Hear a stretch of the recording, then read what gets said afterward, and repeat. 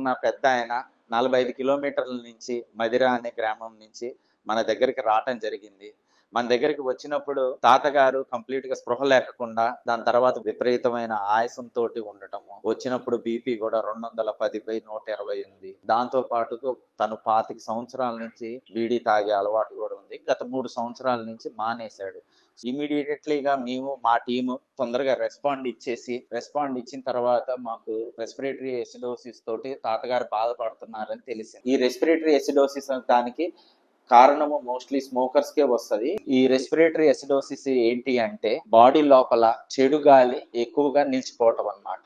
ఈ చెడు గాలి దీన్నే CO2 అంటారు. ఈ CO2 నార్మల్ గా 45 లోపు ఉండాలి. ఈ 45 కంటే మించింది అనుకోండి, మనిషి కొంచెము యాంగ్జైటీ ఫీల్ కావటం గానీ లేకపోతే ఆయాసం ఫీల్ కావటం గానీ ఉంటది. కానీ అధిక మోతాదులో ఉంటే దీన్ని CO2 నార్కోసిస్ అంటారు. అప్పుడు ఏంటి అంటే ఈ కార్బన్ డైఆక్సైడ్ చెడు గాలి వాటర్ లోపల ఉండటం వల్ల మన బ్రెయిన్ మీద ఎఫెక్ట్ పడుతుంది. ఆ టైంలో ఏంటి అంటే పేషెంట్ కి సైకోసిస్ లాగా చేయటం, లేకపోతే హాలోజినేషన్స్ రావటము, లేకపోతే కంప్లీట్ గా కోమా స్టేజ్ లో ఉండిపోవటం అన్నమాట. దీనికోసం మనం చేయాల్సింది ఏంటి అంటే కంప్లీట్ గా తాతగారిని వెంటిలేటర్ గానీ లేకపోతే సిప్యాప్ గానీ బైప్యాప్ గానీ మెషిన్ మీద పెట్టాల్సిందే. ఇదే ట్రీట్మెంట్. సో ఇది పెట్టిన తర్వాత తాతగారు, మేము అదే ప్రణాళికలో వెళ్ళాము. తాతగారు కరెక్ట్ గా 3 days తర్వాత మంచిగా లేచి కూర్చొని మనతో పాటు మంచిగా లేచి కూర్చొని మనతోటి మంచిగా మాట్లాడుతున్నారు. ఎలా ఉంది తాత, బాగుందా?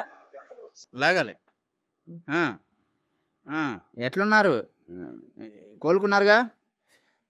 Very good. అదేగారు ఎలా అనిపిస్తుంది ఇప్పుడు? బాగుందా?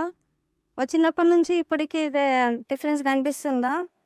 ఇప్పుడు ఆరోగ్యం అయితే కుదుటపడిందా? ఎలాంటి ఇబ్బంది ఏమైనా ఉందా? ఇబ్బంది ప్రశాంతంగా ఉంది, కానీ చాలా మంచిగా ట్రీట్మెంట్ మంచిగా జరిగింది.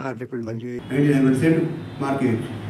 Today we are happily discharging him. Thank you, viewers. So viewers, don't smoke. Smoking can lead to cancer and many other adverse effects in our life and also to our family. Please don't smoke.